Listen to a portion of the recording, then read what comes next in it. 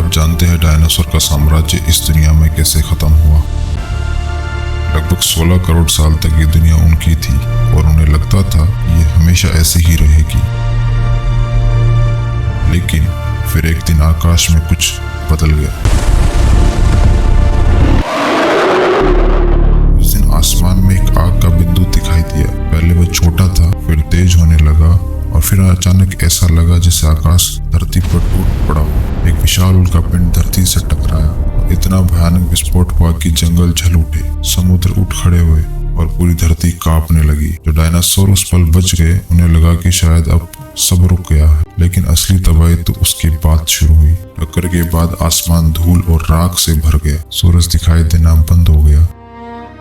पौधे बिना रोशनी के मरने लगे हैं, जंगल सूखने लगे और धीरे धीरे भोजन की पूरी श्रृंखला टूट गई। पहले शाकाहारी डायनासोर गिरे और फिर मांसाहारी भी, क्योंकि भूख ने उस ताकत को हरा दिया जिसे कभी अजय माना जाता था। उसी समय धरती के भीतर से ज्वालामुखी फटने लगे, हवा जहरीली हो गई और मौसम पागल सा हो गया। कभी भीषण ठंड तो कभी अचानक असहनीय गर्मी। डायनासोर शक्तिशाली थे, लेकिन इतने तेज और लगातार बदलाव के सामने वे टिक नहीं पाए। धीरे धीरे जंगलों से दहाड़े गायब हो गई, विशाल शरीर गिरते चले गए और दुनिया में एक अजीब सी शांति छा गई।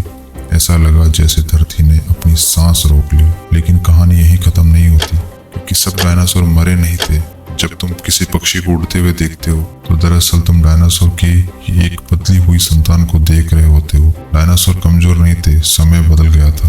धरती ने एक बार फिर साबित कर दिया कि यहाँ कोई भी राजा हमेशा के लिए नहीं होता।